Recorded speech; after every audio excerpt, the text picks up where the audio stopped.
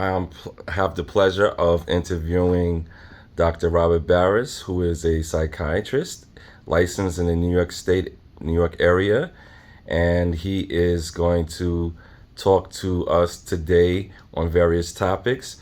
Welcome, Dr. Barris. Welcome to CJ Cares podcast. How you doing today? Great. Wonderful hanging out with you, Carla. It always is. Yeah, definitely. So, Dr. Barris, I just want to ask you a couple of icebreaker questions before we get started. Are you team Android or are you Apple? Apple. Apple. And what is your favorite sport? I like the martial arts. Martial arts. I liked watching the MMA on TV, but my wife thought it was a little violent. I know it made her think that way, but I thought it was fascinating. What has been your favorite vacation? We just traveled the world, me and my wife. Maybe hiking in the southern part of New Zealand. New Zealand? Yeah. And what was unique about New Zealand? Oh, the hiking there was spectacular. I think that's where they filmed Lord of the Rings. So it just seems almost otherworldly. And you have been in the field of psychiatry for how long? 41 years. 41 years. And what would you say to yourself at the beginning of your career now? It's a blessing to be in this field. It's a great, great, great ride. Love and savor every minute of it. What a honor it is to be able to be in a field where you're helping other human beings. What a gift that is. Enjoy. Now, Dr. Barris, today I wanted to talk to you about a couple of topics. One being religion and the relationship between religion and some of our patients have schizophrenia, and many patients, when they are in the units, they cling to their Bibles, they cling to their faith, and some of them believe that their beliefs will heal them. Yeah. And they're very strong in their beliefs. And I just wanted to ask you some questions about what your experience with it. So what is your understanding of the influence of spirituality and religious practices with people who suffer from substance abuse and suicidal ideations? One word, I think, hope. Many of our patients suffer terribly, struggle terribly, and I think spirituality, religion, offer them hope to carry on, to persevere, that maybe even within their suffering, there's a greater force, a friendly force, maybe their best friend with a capital F in the whole world, that's always there with them, helping them and sustaining them, even when times are tough. And they might be very, very tough for some of these individuals. Yeah, I'm sure. Now, when you treat patients, is it a part of your evaluation to understand the relationship between religion, schizophrenia, and psychiatric care? I think it's really, really important. And maybe it's more on my own radar screen than for some of my colleagues, quite frankly. In that my own radar screen is much of that. I believe my spiritual life, my religious life, heavily is part of who I am and really defines me heavily.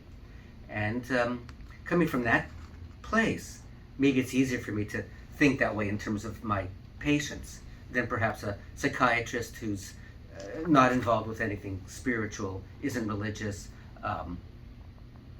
and just memorized that religious and cultural and spiritual issues can be important for the patients, and it's even listed now in the back of the DSM, so I'll go through the motions. For me, it's so much part of who I am at my core that it just naturally seems to spill over to anyone I come into contact with.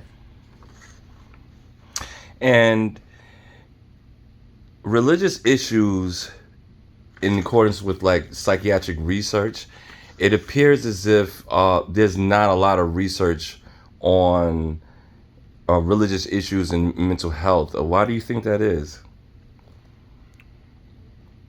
It's we've always looked towards the negative. How can we help people who are depressed, or people who are having anger issues, or hopelessness? All important, of course, but something that was groundbreaking, it seemed to me, was the work of Dr. Marty Seligman, who first conceptualized the idea of positive psychology. And now they also have the concept positive psychiatry, meaning not just how to get someone from deep negatives to zero to neutral, but are there methodologies that can elevate, make us happier, more enriched inner lives?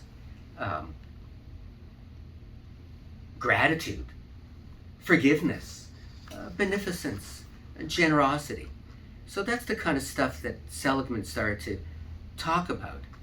I think there is this negativity bias, and we're usually just thinking about, how do you help depression? How do you help anger? How do you help this?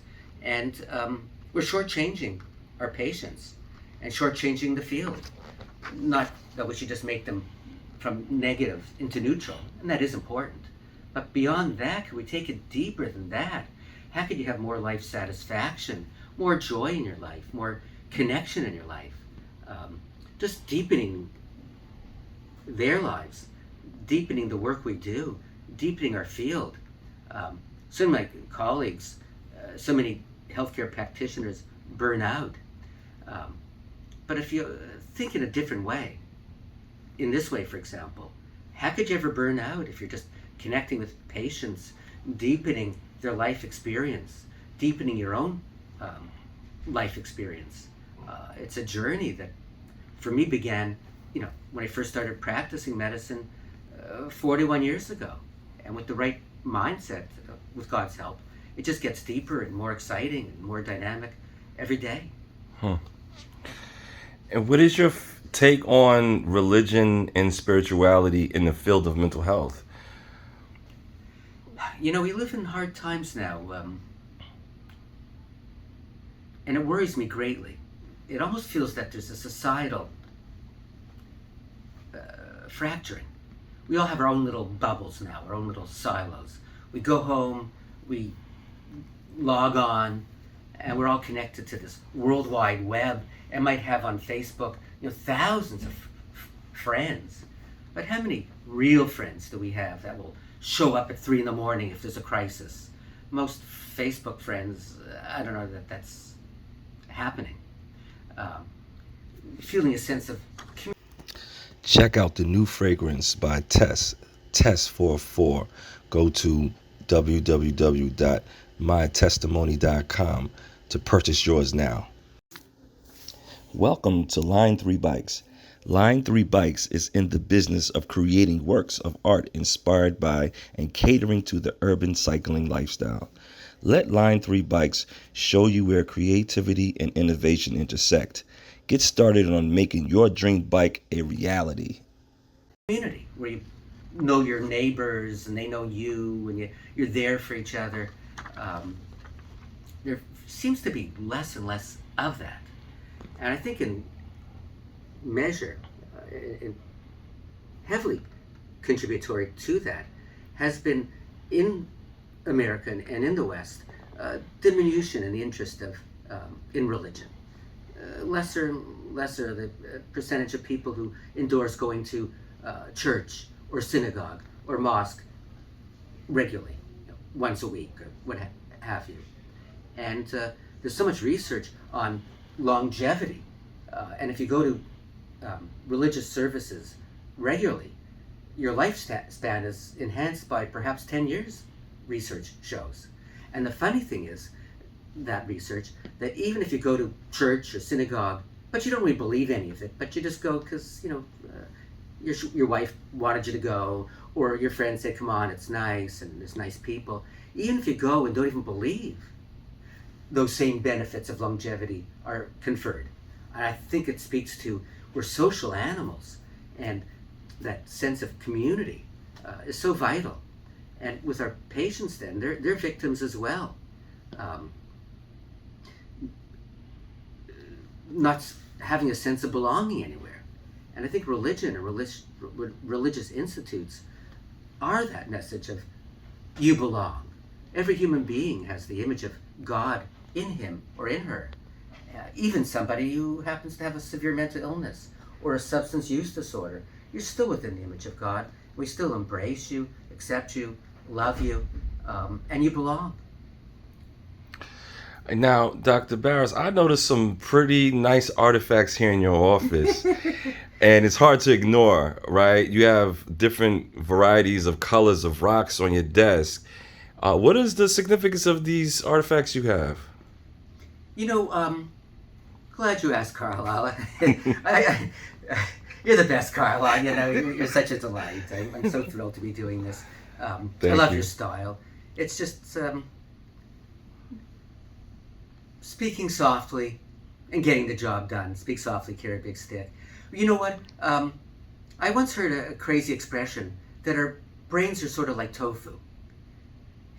And I asked this, it was a rabbi who said this, what the hell does that mean? And he said, you know, tofu doesn't have any taste, but it takes on the taste of whatever you cook it in. So our brains are a little bit like that. And our decision then, our choice then is, how do we want to cook our brains? So if we wanted to cook our brains in watching tons and tons of horror movies and violence, that's going to shape our brains in a certain way. Or if we want to cook our brains and exposing it, God forbid, to watching hours and hours of pornography every day, that's also going to cook your brain in a certain way. So I'd rather cook my brain exposing it to things that are beautiful. I look at these rocks and I say, wow, you know, who created these, if not God? And I just find that if I surround myself in beauty, maybe it cooks my tofu-like brain in beauty. And I'm trying to make my default brain position, the world is a good place. The world is a beautiful place. It's a safe place. It's good to be alive. Yes, it is. Now, Dr. Barris, I wanted to ask you a question about the backgrounds of the patients. Do you factor patients' cultural backgrounds when evaluating a patient's psychosis? Oh, without a doubt. Their psychosis, they're everything. Who they are at the root. How could you ignore ethnicity, culture, beliefs? It's at their core. And with the diagnosis of schizophrenia, for people who are unaware of what schizophrenia is, does it show the same from all individuals from various backgrounds, or does it show itself differently? Well, I think there's definite differences depending on cultural background. 150 years ago, they didn't have delusions that there were microchips implanted in my brain because that didn't exist. And now half of our patients, there's radio frequencies that are monitoring me. There's a microchip that an alien planted in my brain and it's sending out transmissions. So that's, the delusions themselves are shaped by our advances, our culture. No patient is cookie cutter. And each patient is so special and unique in his or her own way. So just because they have a diagnosis, there's so much more than that. And how their illness manifests, who they are manifests, is always unique. And that's I alluded to earlier, burnout prevention. Because I do feel there's a significant percentage of healthcare practitioners who have some degree of burnout. And one facet that helps me is seeing not this individual is having schizophrenia with a comorbid blah, blah, blah, blah, blah, but an authentic and a real living, breathing human being that may happen to have this disorder or that disorder, but really an authentic desire to treat them and help them, but also get to know who they are. Patients aren't stupid. They may have a severe illness, some of them, but none of them are stupid. And they always seem to smell out immediately when their doctor is authentic, is caring, and when he or she's just kind of putting airs of a pseudo caring, just maybe to impress the team. Look, everyone, look how compassionate I am. And it's all just contrived. They could sniff that out in a millisecond. So I try to be authentic and try to approach each of them with that sense of, let me get to know you. I like using humor. That breaks the ice maybe more than anything. Just connection. And if you're connecting with human beings and not treating diagnoses, I find it near impossible to burn out when you're just getting to know human beings. Each person has his or her own story. Do you feel that religion plays a role in a patient's recovery? Oh, definitely. First of all, as I mentioned earlier, in terms of hope, if any of us in our lives lose hope, it's over. Even an example, even in the writings of the great Dr. Viktor Frankl, who wrote the book Man's Search for Meaning, and talked about his experience during his time in the concentration camp, Auschwitz, and how he there was appreciating, even there, you can never lose hope. And those inmates, when they lost hope, he knew it was the end. They'd have that look in their eye, and maybe the next day they would just throw themselves against the barbed wire electric fence and just kill themselves. Who can blame them? God should help them. But even then he was preaching to the other inmates hope and hope. So for our patients, religion sustained them with a sense of hopefulness, with a sense of meaning.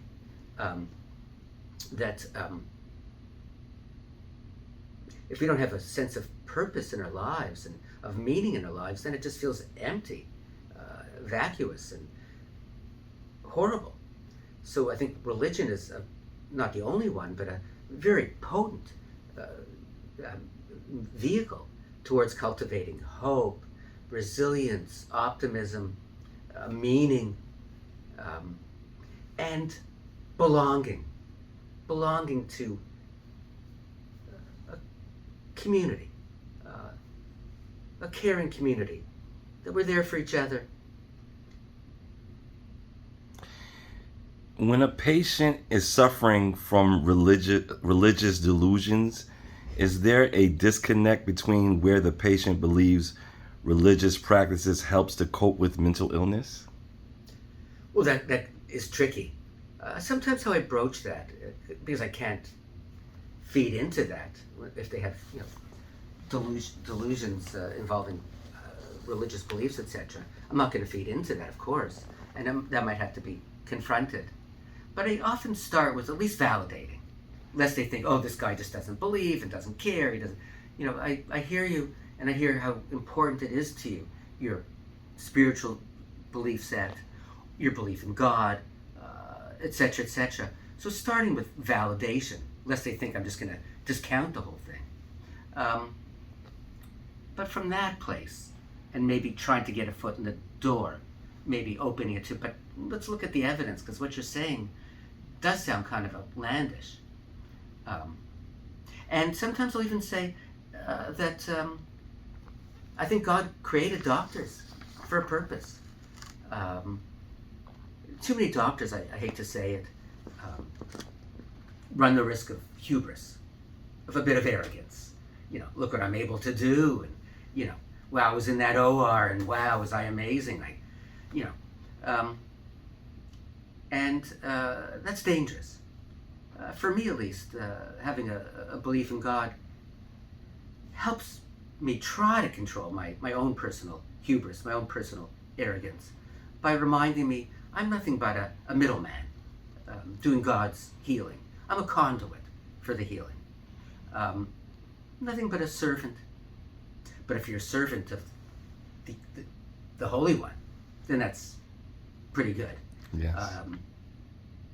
And telling the patient then, I'm not arguing with you about your belief system or trying to take it away. except to say maybe God wanted for me to be that vessel, that conduit, to deliver his healing. And maybe let's do that and partner up and team up and do that together to do the healing work that he desires. That's awesome. Patients with schizophrenia have been known to be sensitive to stress.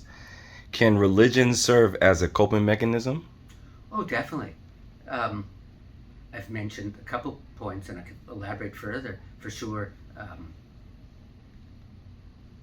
Hope, optimism, purpose and meaning, belonging is a big one. I heard a lovely definition of prayer recently. It was from a Celtic Catholic theologian, John O'Donohue, who said, prayer is that which takes one from longing to belonging. And for someone with a severe mental illness who might feel ostracized, let's face it, they're often low down on the totem pole, but to feel you belong, we accept you, we don't judge you, we're all creatures of God, we're all in God's image, and you belong. How profound that could be. We've kind of relegated everything to the government. Meaning, I pay my taxes, so why do I have to get my hands dirty? I paid a lot in taxes this year, trust me. So, that's the government's problem. Homelessness, hunger, mental illness, you name it. I don't have to go there. I wrote my check. And what a tragic way that it would be of thinking, that we don't have to get involved.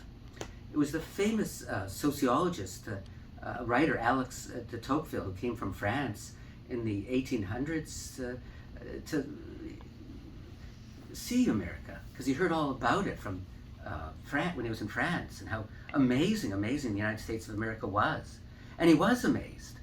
One thing that amazed him was that religion didn't wield power, because that could be dangerous. That's theocracy. And we see theocratic countries, and it's not good. But so religion in this country never had power, but it had influence by its charitable works, by reaching out, by being that bridge that keeps a society together, a certain coherence, and marveled at that. So I think that, though thank God there's governments that make sure there's no one who's hungry or on the streets, etc. But that doesn't absolve each and every one of us from volunteering, helping out, being part of a community. Who needs a meal? Who needs a smile? Who needs a pat on the back? How can I contribute? We're doing ourselves a terrible disservice in thinking and saying, well, I wrote my check to taxes, I'm good. Believe me, Uncle Sam really hit me up this year. I don't have to lift a finger. The worst person who suffers most from that kind of thinking is my own self. I just cut myself off. The people who are happiest in life are not the people who are receivers, I've found. The ones who are the happiest in life are the people who are giving. Who can I give to? How can I be of benefit? How can I be of service? Those are the ones who are the ones with the happier lives. Dr. Barris, I thank you for shedding some light on a very difficult topic. It's not easy to discuss topics like this and then to also put it in layman's terms and understand it. And I just want to also give you your flowers. In this healthcare field, people come to work every single day and make their contributions and are severely overlooked. And I know that you have contributed to the success of many individuals who are suffering from mental health issues in the Nassau County area in New York. And we would be remiss if we didn't have individuals like yourself who have dedicated their lives to doing good work. So I just want to give you your kudos, your That's flowers, fine. and saying job well done thus far. And I know that the next chapter is going to be the best chapter Yeah. for you in your career. So thank you, Dr. Barris, for coming on the CJ Cares podcast and enlightening us. Such a pleasure. Always a pleasure, Carl. And forgive me for giving kudos back, but I just see how you interact with everybody, and there's such a sweetness, and I think when patients interact with you, they see authenticity, just the way your demeanor, and they know maybe before you've even added a word or two out of your mouth, they see how your body language, how you present them, and they already know this man cares. And even before you've tried to figure out the problem solving, that's half the problem solved right there. This man cares. So God should give both of us the strength to keep doing his holy work and helping people in need. There's a lot of need out there. Thank you very much. And also I'd like to have you on again in the future to continue in enlightening. Oh, I love that. All right. Thank you again. Thanks again.